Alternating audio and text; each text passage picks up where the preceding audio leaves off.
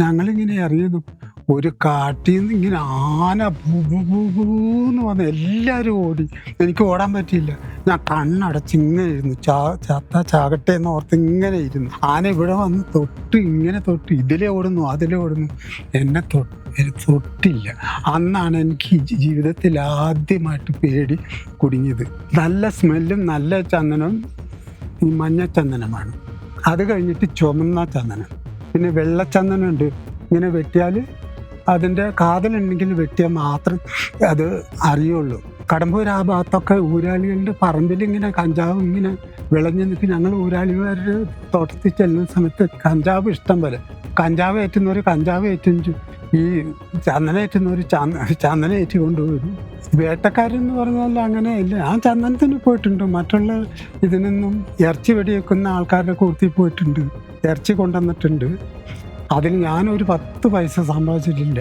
ഇപ്പോൾ ചന്ദനം വെട്ടുമ്പോ എങ്ങനെയാണ്, എന്തൊക്കെയാണ് ആദ്യം അത് ശ്രദ്ധിക്കുക? അടുത്ത ആൾക്കാർ കേൾക്കുന്നുണ്ടോ വരുന്നുണ്ടോ എന്ന് നോക്കും. ആദ്യമൊന്നും കാട്ടിൽ ആൾക്കാരും വരില്ല. വീരപ്പനുണ്ടെന്ന് പറഞ്ഞാൽ ഉദ്യോഗസ്ഥന്മാർ വരെ കാട്ടിലേക്ക് കയറാത്ത ഒരു സമയം ഉണ്ടായിരുന്നു. നമ്മളിങ്ങനെ ചന്ദനം അന്നൊക്കെ ചെത്തേണ്ട ചന്ദനാണെങ്കിൽ ചെത്തി വെട്ടി വീഴ്ത്തിയിട്ട് കട അവിടെ കിടക്കും. നമുക്ക് വേണ്ടത് ചെറിയ കോടാലിയില്ലേ, കോടാലി കൊണ്ട് ചെത്തി എടുത്ത് നമുക്ക് ഏറ്റാൻ പാകത്തിന് ഒരാൾ ചിലപ്പോൾ 50 ഏറ്റുന്നവർ 60 ഏറ്റുന്നുണ്ട് ആൾക്കാരുണ്ടാവും, 70 ഏറ്റുന്ന ആൾക്കാരുണ്ട്, 30 കിലോ ഏറ്റുന്ന ആൾക്കാരുണ്ടാവും. അതേപോലത്തെ ആൾക്കാർ 100 മേച്ചിരിമാരുണ്ട്. 100 മേച്ചിരിമാരും പോകുമ്പോൾ ഒരു സ്ഥലം അങ്ങ് കാലിയാവുകയാണ്. ഈ സ്ഥലം അങ്ങോട്ട് കാലിയായി പിന്നെ പിറ്റേ ദിവസം നിങ്ങളെവിടുന്ന? ഞങ്ങൾ കൊങ്കള്ളി വെട്ടത്തില്ല, അല്ലെങ്കിൽ പുതിയ കൊല്ലിയിൽ ഇങ്ങനെ പറയും. അപ്പം അവർ ആ വഴി നോക്കി അങ്ങോട്ട് പോകും.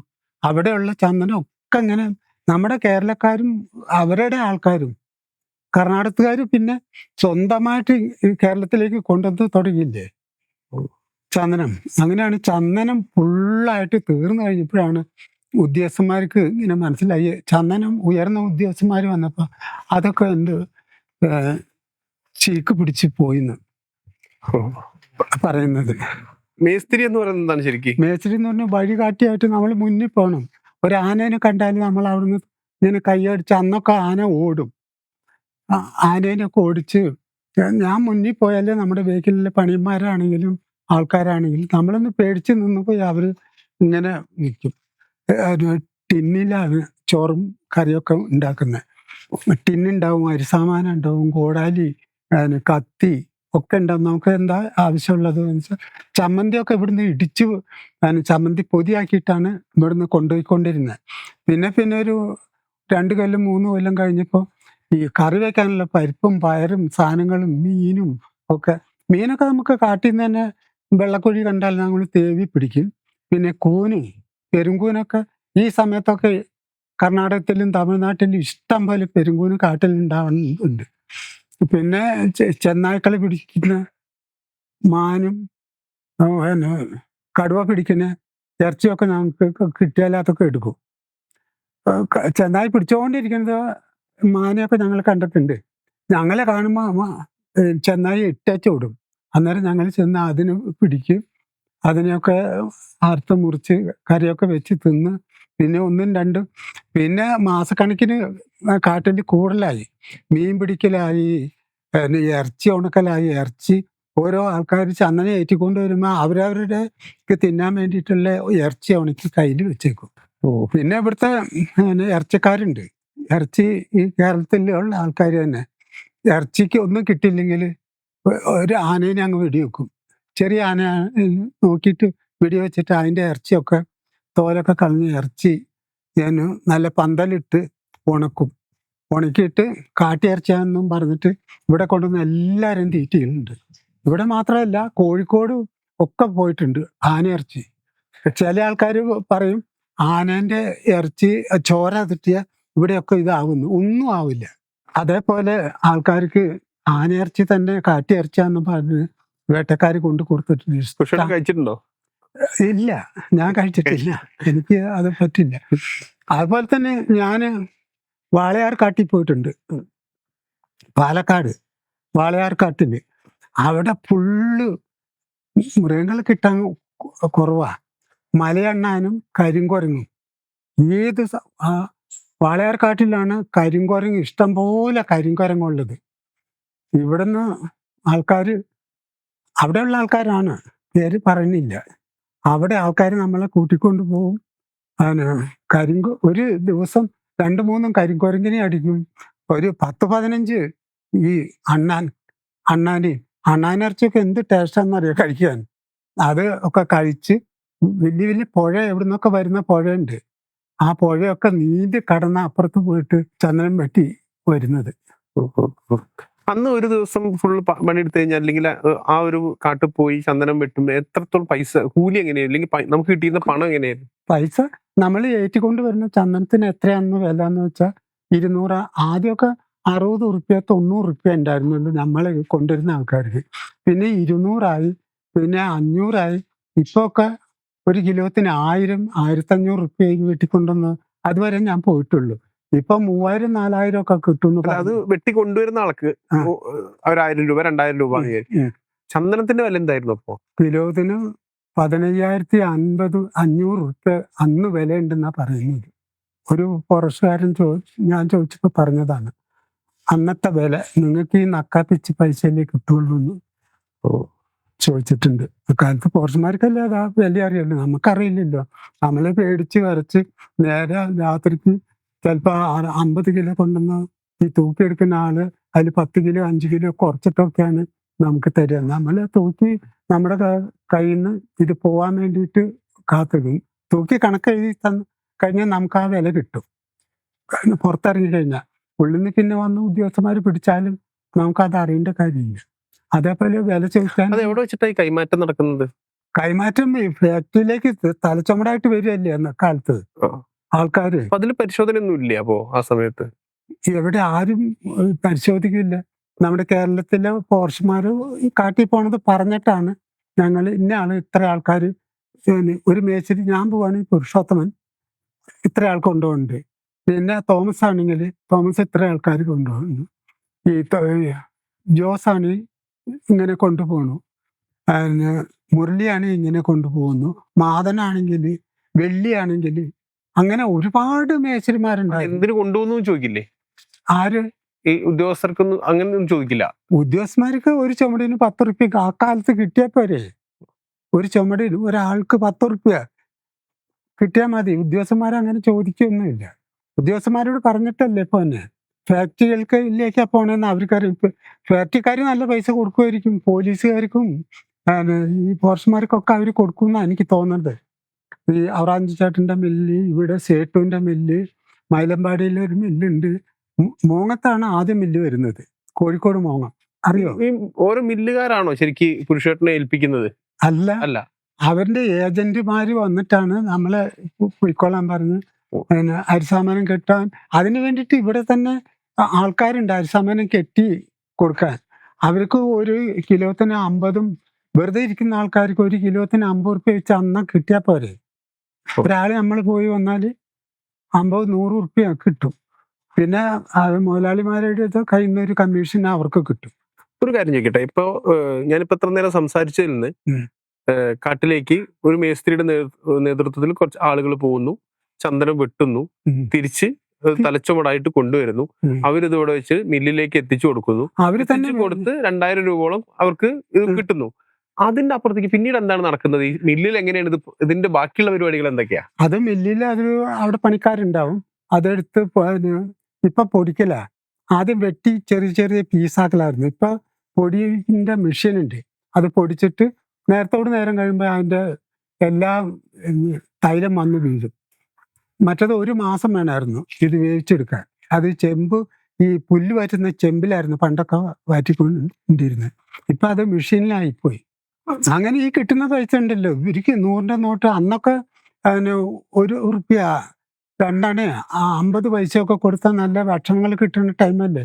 ഇപ്പൊ 1000-2000 കിട്ടിക്കഴിഞ്ഞാണ്ടല്ലോ അവർ റൂം എടുക്കുന്നു, പോകുന്നു, കിടക്കുന്നു, ചീട്ട് കളിക്കുന്നു, പെണ്ണ് പിടിക്കാൻ പോകുന്നവർ പെണ്ണ് പിടിക്കാൻ പോകുന്നു, കള്ള് കുടിക്കാൻ പോകുന്നവർ കള്ള് കുടിക്കുന്നു, ചീട്ട് കളിക്കുന്ന ഒരു 10-20 ആൾക്കാരൊക്കെ ഒന്നിച്ച് കൂടി ഇതേപോലെ റൂമിലിരുന്ന് ചീട്ട് കളിക്കും. അപ്പോൾ ഭാഗ്യമുള്ളവന് ഒരുത്തിനെ തന്നെ അകത്ത് പുറത്തുനിന്ന് ചിലപ്പോൾ 12 കത്തൊക്കെ ഇട്ട് കഴിഞ്ഞാൽ ആ പൈസ അങ്ങ് തീരും, ഒരാൾക്ക് കിട്ടി. ആ പൈസ കൊണ്ട് അവൻ അവൻ്റെ നാട്ടിലേക്ക് പോകും. ഇവര് പിന്നെ ഈ ഭിക്ഷ എടുക്കും പോലെ വേറെ ആൾക്കാരോട് അഡ്വാൻസ് മേടിക്കുക, പോവുക, പിന്നെ അതുപോലെ 10-15 ദിവസം 20 ദിവസം കഴിയുമ്പോൾ വരിക. ഇവിടെ എന്തായിരുന്നു, എവിടെ നിന്നൊക്കെ ആൾക്കാർ വന്നിട്ടുണ്ടെന്ന് ഒരു ഇത് ഇല്ല. ഏതെല്ലാം രാജ്യത്തുനിന്ന് ഈ ചന്ദനം കൊണ്ട് തന്നെ പൈസ അയക്കുക ആൾക്കാരുണ്ട്. കൊടുവള്ളിയില് ലോഡ്ജുകാര്, ജവിളിക്കടക്കാര് എല്ലാം. പിന്നെ ഇതിനായിട്ടുള്ള പെണ്ണുങ്ങളൊക്കെ ഉണ്ട് ഓരോ സ്ഥലങ്ങളിൽ. അതിൻ്റെ അടുത്തേക്കൊക്കെ പൈസ ചെറുപ്പക്കാരല്ലേ, അത് പോവുക, കുടിക്കുക, തല്ലുകൂടുക, കുത്തുക, വെട്ടുക.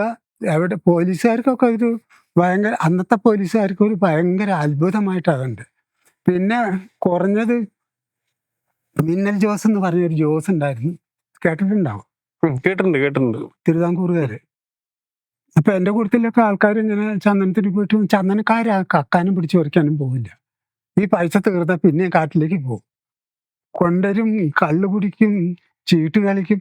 അന്ന് ചീട്ടുകളി, കൊളോപ്പാറ ചീട്ടുകളി ഉണ്ടായിരുന്നു, മീനങ്ങാടി കളിയിലുണ്ടായിരുന്നു, അമ്പലവലി ചീട്ടുകളി ഉണ്ട്, ബത്തേരി തന്നെ 2-3 ലോഡ്ജുകളിൽ ഇത് തന്നെ കളി, ചീട്ടുകളി കൊണ്ടുവരുന്ന ആൾ. ഇവിടെയുള്ള ആൾക്കാർ പിന്നെ കല്ലൂര് വന്ന് താമസിക്കുന്ന ആൾക്കാരുണ്ട്. ഓരോ വീട് എടുത്തിട്ട് 3, 5, 4.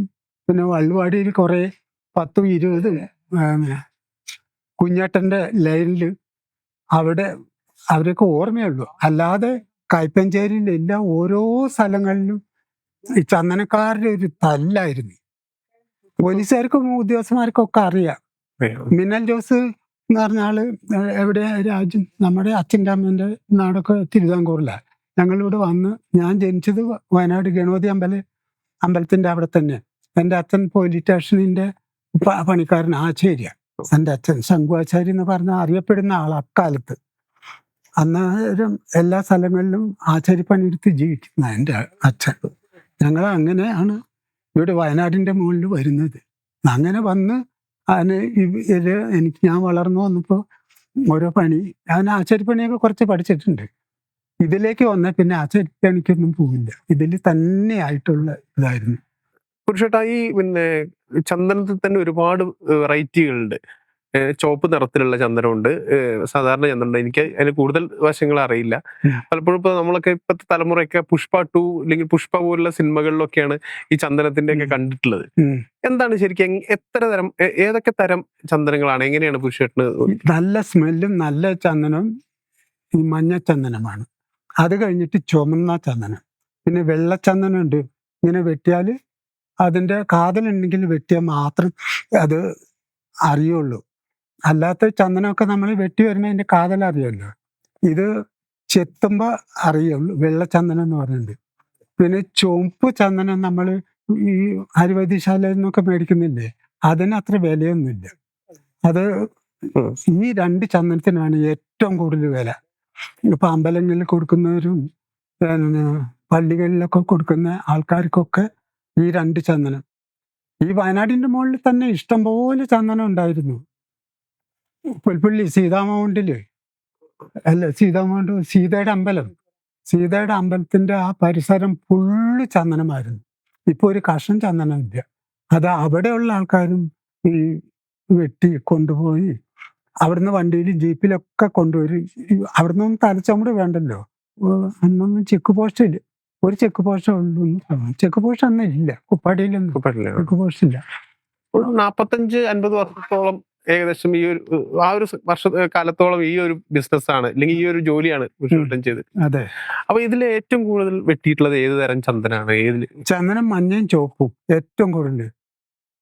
ഈ കർണാടകത്തില് ഈ 2 ചന്ദനം ഇടകലർന്നുണ്ടാവും. ഏറ്റവും കൂടുതൽ മഞ്ഞ ചന്ദനാണ് ഏറ്റവും കൂടുതൽ. മൈസൂർ ചന്ദനം, നാഗർഹോള ആ കാട്ടിലൊക്കെ ഈ ഫുൾ മഞ്ഞയാണ്. അതിലിടയ്ക്ക് 1-2 മരം മാത്രമേ ഉള്ളൂ ചുവപ്പും ഇതും വ്യത്യാസമില്ല. എന്നാലും നമ്മുടെ വെള്ളച്ചന്ദനം വേറെ, അത് ചെത്തിയാൽ അതിൻ്റെ ഇത് കാണില്ല. വെട്ടി ചെല്ലുമ്പോൾ സ്മെല്ലടിക്കുമ്പോഴേ അത് ചന്ദനാണെന്ന് മനസ്സിലാവുള്ളൂ. അത് ചന്ദനത്തിൻ്റെ ഇല പോലെ തന്നെയായിരിക്കും. ചിലപ്പോൾ കാതലില്ല എന്ന് പറഞ്ഞ് ഇട്ടേച്ച് പോരും. ആ കാതലുള്ളത് എത്ര വർഷം കഴിഞ്ഞാലും ആ കാതൽ ദ്രവിച്ചു പോയില്ല, അതിൻ്റെ വെള്ളയെ ദ്രവിച്ചു പോവുള്ളൂ. 40 കൊല്ലമേ ഉള്ളൂ ഈ ചന്ദനത്തിന്റെ വളർച്ച. അത് കഴിഞ്ഞാൽ ഈ ചന്ദനം ഉണങ്ങാൻ തുടങ്ങും. ഉണങ്ങി ദ്രവിച്ച് അതിൻ്റെ പുറത്തുള്ള വെള്ളയൊക്കെ കഴിഞ്ഞ് ഫുൾ കാതലായിട്ട് ഇങ്ങ് നിൽക്കും. പണ്ടൊക്കെ അങ്ങനെയായിരുന്നു. ഇവിടെ നമ്മുടെ ഫോറസ്റ്റിലൊക്കെ എപ്പോഴും ഉണ്ട്. ഈ ഞാൻ മുത്തങ്ങ ഫോറസ്റ്റിന്റെ അടുത്താ താമസിക്കുന്നത്. അവിടെയൊക്കെ ഇതുപോലെ ചന്ദനം ഉണ്ടായിട്ടുണ്ട്. അന്നിങ്ങനെ കാട്ടിലേക്ക് നടന്ന് ചന്ദനം വെട്ടാൻ പോകുമ്പോ കണ്ടിട്ടുള്ള കഞ്ചാവുകളൊക്കെ ഉണ്ടല്ലോ, കഞ്ചാവ് തോട്ടങ്ങളിലുള്ള ആ കഞ്ചാവുകളൊക്കെ തലച്ചുമടായിട്ട് ചാക്കിൽ കെട്ടിയിട്ട് എങ്ങോട്ടാണ് അത് കൊണ്ടുവന്നിരുന്നത്? ഞങ്ങൾ തലച്ചുമടായിട്ട് കൊണ്ടുവന്ന് ബത്തേരി കൊണ്ടുവന്ന് ഓരോ വിൽപ്പനക്കാർക്ക് കൊടുത്തിട്ടുണ്ട്. കൊടുത്തിട്ടുണ്ട്. 1000, 2000, 3000 ഉറുപ്പ്യക്ക് ഒക്കെ. ഈ ഞാൻ പറഞ്ഞില്ലേ, നായ്ക്കന്മാര് കൃഷി ചെയ്യുന്ന സ്ഥലത്തുനിന്ന് അവരെ രാത്രിക്ക് രാത്രി ഞങ്ങൾ പോയിട്ട് ഉറക്കം വളച്ച് വെട്ടി ഇത് വലിക്കുന്ന ആൾക്കാരും ഉണ്ട്. അതൊക്കെ നമ്മുടെ കൂട്ടത്തിൽ ചന്ദനത്തിന് വരുന്ന ആൾക്കാർ തന്നെ ഇങ്ങനെ ഉണക്കി പച്ച വെട്ടിക്കൊണ്ടുവന്ന് പാറപ്പുറത്തിട്ട് അവർ വരാത്ത സ്ഥലത്ത് നോക്കിയിട്ട് വലിയ പാറ കണ്ട് പാറയിലൊക്കെ ഇട്ട് 1 ദിവസം 1-2 ദിവസമൊക്കെ ഉണക്കും. ഉണക്കിയിട്ട് അവിടെ പുകച്ചിങ്ങനെ വലിക്കുന്ന ആക്കാരും ഉണ്ടാവും. ചിലപ്പോൾ ചുമടൊക്കെ എടുത്ത് വരുമ്പോൾ ഇങ്ങനെ പാട്ടും പാടി അങ്ങനെ. ഇത് എവിടെ കൊണ്ടുപോയി കൊടുക്കുക? അപ്പോ ഇവിടെ തന്നെ കൊണ്ടുവരും, വയനാടിന്റെ മുകളിലേക്ക്. പിന്നെ എവിടെ കൊടുക്കണമെന്ന് അറിയില്ലല്ലോ. ഇപ്പോഴും ഗുണ്ടൽപേട്ട ഗുണ്ടൽപേട്ട മാത്രമൊന്നുമല്ല, നായക്കന്മാര് ഊരാളിയിലുള്ള സ്ഥലം താഴെ അങ്ങോട്ട് അത്ര ഇത് എത്തൂല. കടമ്പൂര് ആ ഭാഗത്തൊക്കെ ഊരാളികളുടെ പറമ്പിൽ ഇങ്ങനെ കഞ്ചാവ് ഇങ്ങനെ വിളഞ്ഞു നിൽക്കും. ഞങ്ങൾ ഊരാളിമാരുടെ തോട്ടത്തിൽ ചെല്ലുന്ന സമയത്ത് കഞ്ചാവ് ഇഷ്ടം പോലെ. കഞ്ചാവ് ഏറ്റുന്നവര് കഞ്ചാവ് ഏറ്റും, ഈ ചന്ദനം ഏറ്റുന്നവര് ചന്ദനം ഏറ്റി കൊണ്ടുവരും. ഇത് ഓയിലാക്കുമായിരുന്നു അല്ലേ? ഓയിലാക്കും. പിന്നെ ഈ കഞ്ചാവ് ഇങ്ങനെ പറിക്കുമല്ലോ, പറിച്ച് ഇങ്ങനെ ഇങ്ങനെ നുള്ളി നല്ല ഇതിങ്ങനെ ഇട്ട് നമ്മുടെ കയ്യിൽ പശ ഉണ്ടാവും. ആ പശ ഇങ്ങനെ ഉറ്റിയെടുത്ത് അത് തന്നെ ഇപ്പൊ സരസ് എന്ന് പറയുക. ആ ഇങ്ങനെ നാക്കത്ത് ഒട്ടിച്ചാൽ നേരത്തോട് നേരെ അതിന്റെ ലഹരി കാണും. ഇഷ്ടംപോലെ ഞാൻ കണ്ടിട്ടുണ്ട്. കഞ്ചാവിന് ഉണ്ടാക്കുന്നത് 4 മാസം മതി.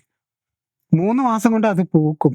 പൂത്ത് ജാസ്തി സ്മെല്ല് വരുന്നതിന് പിന്നെ അവർ വെട്ടി ഈ മഞ്ഞത്തിടും. 2 ദിവസം മഞ്ഞത്തിടും, 3-ാമത്തെ ദിവസം വെയിലിടും. വെയിലിട്ടിട്ട് പിന്നെ ചാക്കിൽ കെട്ടി ചില ആൾക്കാർ കുമ്പത്തിൽ നിറയ്ക്കും. വലിക്കുന്ന ആൾക്കാർ കുമ്പത്തിലൊക്കെ നിറച്ച് ഇല്ലിക്കുമ്പം നിറച്ചവിടെ വെക്കും.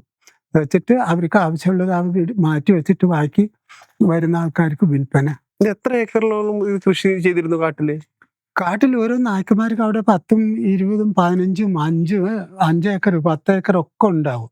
അതിൽ ഈ വെന്തിപ്പൂ ഇല്ലേ, മല്ലികപ്പൂ ഇടും, പയറിടും, പിന്നെ തുകരപ്പരിപ്പ്, ഈ ചോളത്തിന്റെ ഉള്ളിലൊക്കെ നടും. 4-ാമത്തെ ചോളം 3 മാസം മതി ചോളം ഉണ്ടാവാൻ വേണ്ടിയിട്ട്. അത് 4 മാസം പോകുന്നു. അതിൻ്റെ ഒപ്പം തന്നെ വെട്ടാം. ആരും അങ്ങനെ കാട്ടിലേക്ക് ഇവരുടെ കൃഷി സ്ഥലത്തൊക്കെ ഒന്നും ആരും പോവില്ലല്ലോ. ഈ ചന്ദനത്തിന്റെ കൂടെയാണ് കൊണ്ടുവരിക. നമുക്ക് 1 കിലോ 2 കിലോ കൊണ്ടുവന്നാൽ അതിന് പൈസയല്ലേ, അതിന് കനമില്ലല്ലോ. ഇവിടെ തൂക്കും ചന്ദനം. ഒരു 50 കിലോ ചന്ദനം തൂക്കുകയാണെങ്കിൽ 5 കിലോ 10 കിലോ ഒക്കെ തോളിലിടുന്ന ആൾക്കാരുണ്ട്. ഇങ്ങനെ തോൾ സഞ്ചിക്കകത്ത് കെട്ടിയിടുന്നുണ്ട്, അരക്കി കെട്ടിക്കൊണ്ടുവരും. അങ്ങനെ ഇവിടെ തന്നെ ഈ വയനാടിന്റെ മുകളിൽ നമുക്കറിയാവുന്ന സ്ഥലങ്ങളിലൊക്കെ അതുപോലെ എത്രയോ സ്ഥലങ്ങളിൽ ഇപ്പൊ ഊട്ടി, ഗൂഡല്ലൂർ ടൗണിലൊക്കെ ചെന്നാൽ ഈ അവരങ്ങോട്ട് കൊണ്ടുവന്ന് വിൽക്കുന്ന ആൾക്കാരുണ്ട്. ഞാൻ പറഞ്ഞില്ലേ, ഇവിടെ ഗൂഡല്ലൂർ ചന്ദനമലയുടെ താഴെയൊക്കെ ഇതിന്റെ കൃഷി തന്നെയാണ്. അത് ലോഡ് കണക്കിനായിട്ട് പോകും ആൾക്കാർ. അന്ന് ഈ ചെക്ക് പോസ്റ്റുകാർക്കൊക്കെ പൈസ കൊടുത്താൽ അവരങ്ങ് തുറന്ന് വിട്ടേക്കും. ഏതാ പോണേന്നൊന്നും അറിയില്ല. ഈ കാടൊരു വല്ലാത്ത ലോകമാണല്ലേ.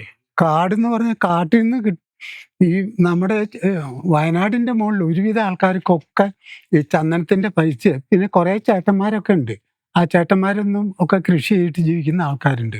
അല്ലാതെ കുറേ ആൾക്കാർ ചന്ദനവും ഇറച്ചി, കാട്ടിലിറച്ചിക്കൊക്കെ പോയാൽ ഒരെണ്ണത്തിന് അടിച്ചങ്ങിട്ട് പന്തലങ്ങിട്ട് അതിൻ്റെ ചുവട്ടിൽ തീയങ്ങിട്ട് ഒരു 2-3 മണിക്കൂർ നേരം കൊണ്ട് അത് ഉണങ്ങും.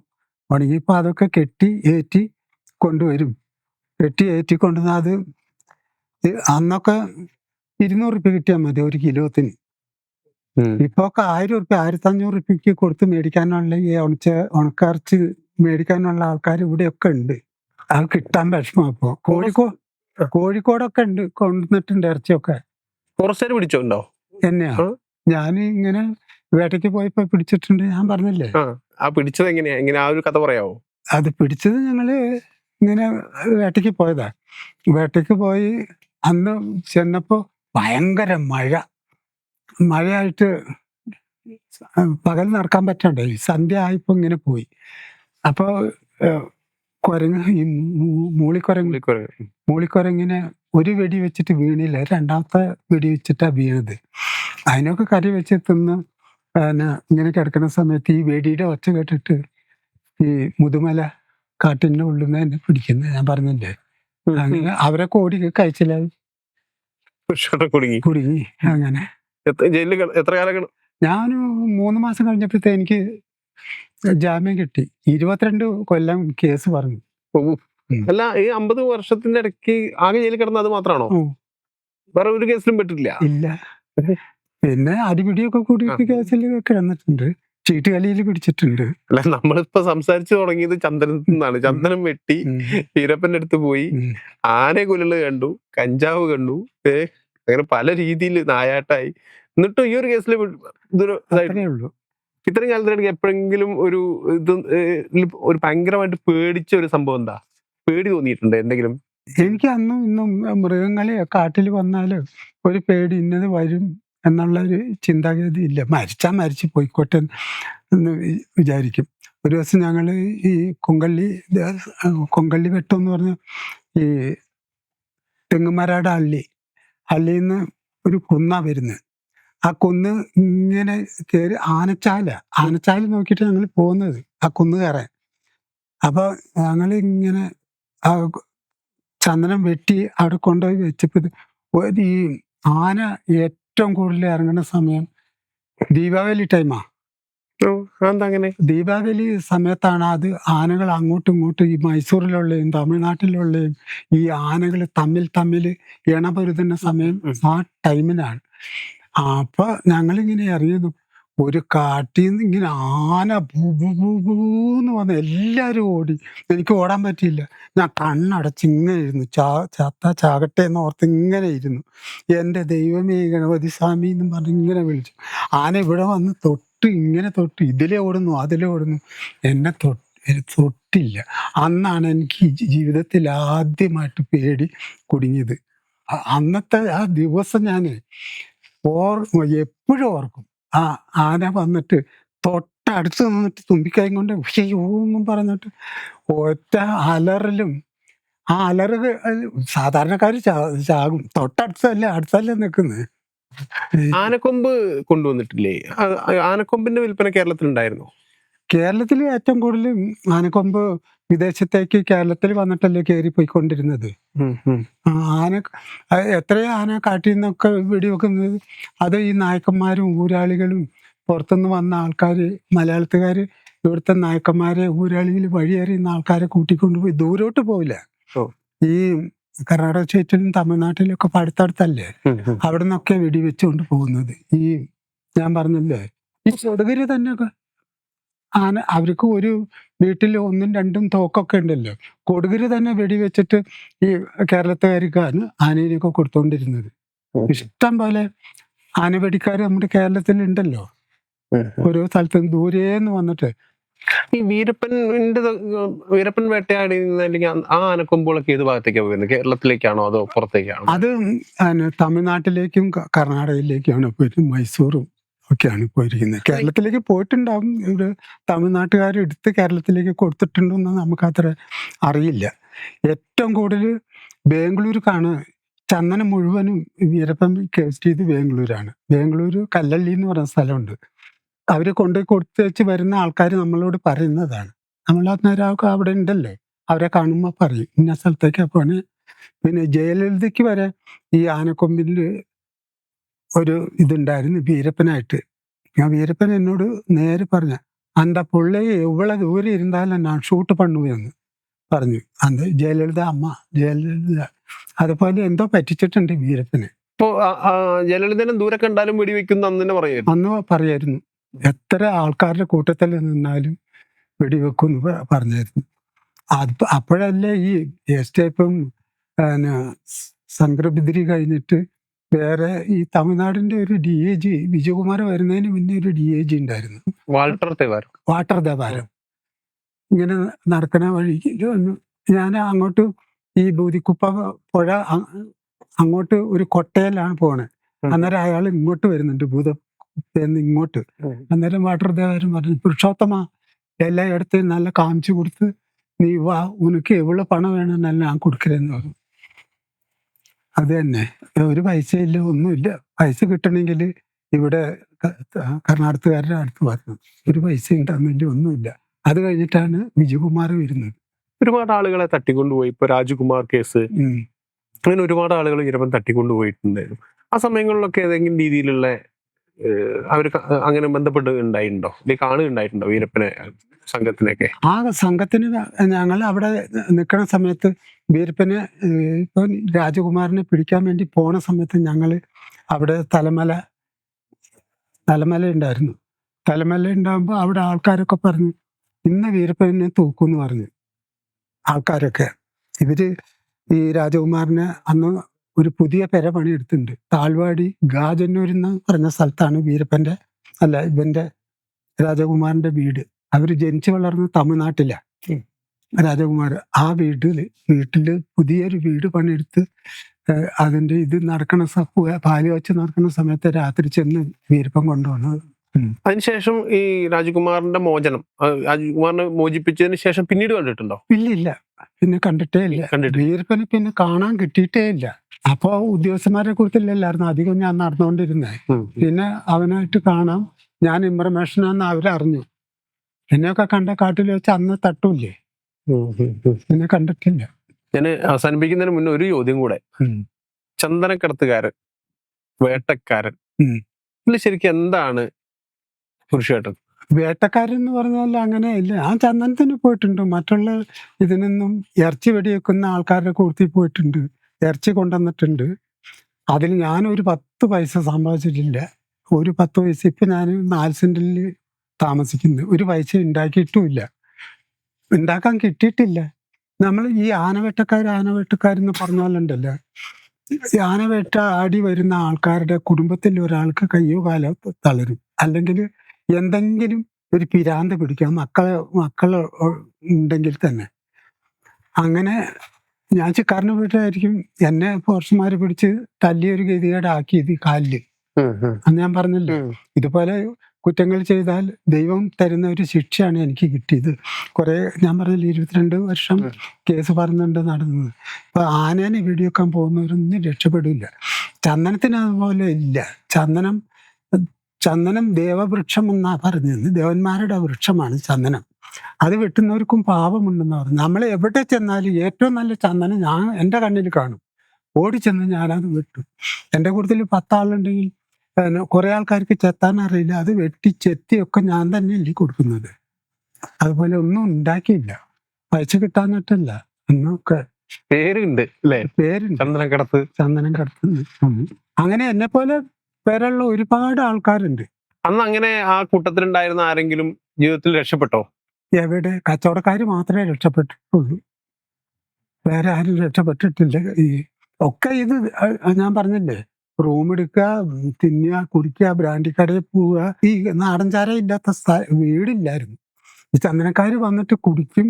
അവിടുത്തെ 2 ദിവസം 3 ദിവസം ഓരോ വീട്ടിൽ കൂടും. പൈസ ഉണ്ടെങ്കിൽ അവിടെ കൊടുക്കും, ഇവിടെ കൊടുക്കും, അവിടെ കിടക്കും, തല്ലി പിടിഞ്ഞ് അങ്ങനെ പോവും. അങ്ങനെ ചന്ദനക്കാർക്ക് പൈസ ഇല്ല, ഒക്കെ കൊടുത്ത് തീർത്തു. ചില മധുരം എന്നൊക്കെ വന്ന തമിഴന്മാര് കുറെ ആൾക്കാർ ഉണ്ടായിരുന്നു. അവരൊക്കെ ചീട്ടും കളിക്കില്ല, കള്ളും കുടിക്കില്ല. പൈസ കിട്ടുന്ന പൈസ ഒക്കെ ഭദ്രമായിട്ട് വെച്ച് കൂട്ടിക്കൊണ്ട് പോയിട്ടുണ്ട്. ഇപ്പൊ ഒന്നും സമ്പാദിച്ചിട്ടില്ല, ഒരുപാട് ദുരിതങ്ങൾ അനുഭവിച്ചിട്ടുണ്ട്. അപ്പൊ ചെയ്തതൊക്കെ ഒരു തെറ്റായിരുന്നു, ചെയ്യണ്ടായിരുന്നു എന്ന് തോന്നുന്നുണ്ടോ? അപ്പൊ അക്കാലത്ത് അങ്ങനെ പൈസ കിട്ടാൻ വേണ്ടി അന്നൊന്നും നമ്മൾ കൂലിപ്പണി എടുത്താൽ പൈസ ഇല്ല. 100 ഒരു നോട്ട് കിട്ടണമെന്നുണ്ടല്ലോ. നമുക്ക് അന്ന് ബെർല കമ്പനി ഒരു ടർലിന്റെ ഷർട്ട് ഇറക്കിയിട്ടുണ്ടായിരുന്നു. അത് ഇടാൻ വേണ്ടിയിട്ട് ഞാൻ എത്ര കൊതിച്ചിട്ടുണ്ടെന്നറിയാം. എന്നിട്ട് ഈ പൈസ കിട്ടിയപ്പോഴും അതൊക്കെ മേടിച്ചിട്ടിട്ടുള്ളൂ, ചന്ദനത്തിന് പോയിട്ടൊക്കെ. ഇപ്പൊ ആലോചിക്കുമ്പോ വേണ്ടായെന്നും തോന്നുന്നില്ല. ഇപ്പൊ ആലോചിക്കുമ്പോ അപ്പൊ പണിയെടുത്ത് പൈസ ഉണ്ടായില്ലല്ലോ, ഞാൻ ഇങ്ങനെ ആയിപ്പോയല്ലോ എന്നൊരു ചിന്താഗതി എനിക്കുണ്ട് ഇപ്പോ. പൈസ ഇല്ലാതെ ഒരു അവസ്ഥ എന്നെ പോലുള്ള കച്ചവടക്കാർക്കൊക്കെ, കുറച്ചാൾക്കാർക്കൊക്കെ പൈസ കിട്ടിയിട്ടുണ്ട്, പൈസ ഉണ്ട്. അവരൊക്കെ ഇവിടെയൊന്നും ഇല്ല, ഓരോ സ്ഥലത്തും മരിച്ചു പോയി. കുറെ ആൾക്കാർ കോതമംഗലത്തോ കണ്ണൂര്, കൊച്ചി, എറണാകുളം, പിന്നെ തിരുവനന്തപുരത്തു നിന്നൊക്കെ ആൾക്കാർ വന്നിട്ടുണ്ട്. അവരൊക്കെ ഇപ്പൊ ഓരോ കച്ചവടവും കാര്യങ്ങളും കൊണ്ടൊക്കെ ഇരിക്കുന്നുണ്ട്. നമ്മളൊക്കെ ഒരു പൈസ ഉണ്ടായി ഇപ്പൊ കാട്ടിൽ പോവാറുണ്ടോ? ഇല്ല. ഇപ്പൊ വന്ന കാട്ടിലേക്കൊന്നും ഒരു സ്ഥലത്ത് പോകാൻ പറ്റില്ല. അവസാനം എന്നാ പോയെ? കൊങ്കല്ലി അമ്പലത്തിന്റെ അവിടുന്ന് ആ വീരപ്പനെ കണ്ട ആ പ്രാവശ്യം ചന്ദനം കൊണ്ട് വന്നതാ. പിന്നെ പോയില്ല. പിന്നെ പോയിട്ടില്ല. എത്ര ദിവസം വരെ കാട്ടിൽ നിൽക്കാറുണ്ട് ഒരു തവണ പോകുമ്പോ ചന്ദനം ലാസ്റ്റ് ആദ്യം 10, 15 2 ദിവസം 3 ദിവസമായി, പിന്നെ 10 ദിവസമായി, 15 ദിവസമായി, 20 ദിവസമായി. പിന്നെ ചന്ദനം നോക്കി നടന്ന് പണിയെടുത്ത് കൊണ്ട് 2 മാസമൊക്കെ കാട്ടിൽ കിടന്നിട്ടുണ്ട്. കാട്ടിലെ ഒരു രാത്രി എങ്ങനെയാ ശരിക്കും? രാത്രി നമ്മൾ നല്ല വെള്ളമുള്ള സ്ഥലം, വെള്ളം കിട്ടാൻ പാകത്തിനുള്ള സ്ഥലത്ത് ടെന്റ് അടിച്ച് പ്ലാസ്റ്റിക് ഒക്കെ കൊണ്ടുപോകും ടെന്റ് അടിക്കാൻ. എന്നിട്ട് ടെന്റ് അടിച്ച് അവിടെ കൂടും. പിന്നെ അവിടെ കഥയായി, പിന്നെ മീനോ ഇറച്ചിയൊക്കെ അവിടെയൊക്കെ വെള്ളം കൊടുക്കുന്ന സ്ഥലത്താണെങ്കിൽ മീനൊക്കെ ഉണ്ടാവും. വെള്ളം പറ്റുന്ന സമയത്തൊക്കെ ആണെങ്കിൽ മീനെ പിടിക്കും. ഞാൻ പറഞ്ഞില്ലേ, കൂന് കിട്ടും, പിന്നെ ഉടുമ്പിനെ കാട്ടിൽ നിന്ന് കിട്ടും, പിന്നെ പാറയത്താൻ എന്നറിയില്ലേ, പറന്നു വരും. ഈ താഴോട് മരത്തിന്റെ താഴെ വന്നിരുന്നിട്ട് മുകളിലേക്ക് കയറും. ഒരു സൈസ് ഇതുണ്ട്, അണ്ണാൻ പോലെ തന്നെ. അതിന് പാറയത്താൻ എന്നാ പറയുന്നത്. അതുപോലത്തെ ഒക്കെ സാധനം കിട്ടും. അതിനെയൊക്കെ എന്നെ ചുട്ട് അതിന്റെ തോലൊക്കെ കളഞ്ഞ് കറി വയ്ക്കും. പിന്നെ ഈ കരയിൽ ആമയുണ്ടാവും, വലിയ വലിയ ആമ, അത്രച്ചുള്ള. അതിനെയൊക്കെ ചില സമയത്ത് കിട്ടലുണ്ട്. അതിനൊക്കെ റെഡിയാക്കി കഴിക്കും. ഇത്രയും കാലത്ത് ഒരു അനുഭവത്തില് കാട്ടിലെ ഏറ്റവും അപകടമുള്ള ജീവി ഏതാ? കാട്ടിലെ അപകടമുള്ള ജീവി കരടിയാ. പുറകേന്ന് വന്ന് പിടിച്ചു കളയും, പുറകെ കൂടി വരും. മറ്റുള്ള മൃഗങ്ങളൊക്കെ ഇങ്ങനെ കൈകൊട്ടിയാൽ നമ്മളെ കണ്ട, ഇപ്പൊ കടുവ നമ്മളെ പിടിക്കാൻ, ഇപ്പോഴുള്ള കടുവൊക്കെ ആൾക്കാരെ പിടിക്കണ്ടല്ലോ. അന്നൊക്കെ കടുവനെ കണ്ട നമ്മൾ കൈ ഇങ്ങനെ എടുത്ത് ഇങ്ങനെ നോക്കിയിട്ട് കടുവ ഒരൊറ്റ പോകും, പിന്നെ കടുവനെ കാണില്ല. ആനകളെ അതുപോലെ നമ്മൾ കൈയൊന്ന് കുട്ടിയാൽ ആന തിരിച്ചു പോകും. അതില് മോഴയാന ഉണ്ടെങ്കിൽ ഇച്ചിരി നേരം നമ്മുടെ പിന്നാലെ ഓടി വരും, പിന്നെ അതും പോകും. ഇപ്പോൾ ഉള്ള ആനകൾ കണ്ട് നമ്മുടെ വീട്ടുമുറ്റത്ത്, എൻ്റെ ചെറുപ്പകാലത്ത് നമ്മുടെ വീട്ടിൽ ഒരു അണ്ണാന് വരെ ഇല്ല. ഇപ്പൊ അണ്ണാന്, ഈ മൂളിക്കുരങ്ങ്, വെള്ളക്കുരങ്ങ് സർവത്രയും കൃഷി സ്ഥലത്ത് വന്ന് ശല്യം ചെയ്യല്ലേ. ഈ കഴിച്ചാൽ ഏറ്റവും രുചിയുള്ള ഇറച്ചി ഏതിന്റെ? പൂരമ്പന്നീന്റെ, ഈ അണ്ണാന്റെ ഇറച്ചിയാ നല്ലത് നമ്മൾക്ക് കിട്ടോ. പിന്നെ ടേസ്റ്റ് കൊണ്ടാണോ അതോ അത് നല്ലതാണോ? അത് നല്ല ടേസ്റ്റാണ് അത്, പിന്നെ കറി വെച്ചാല്.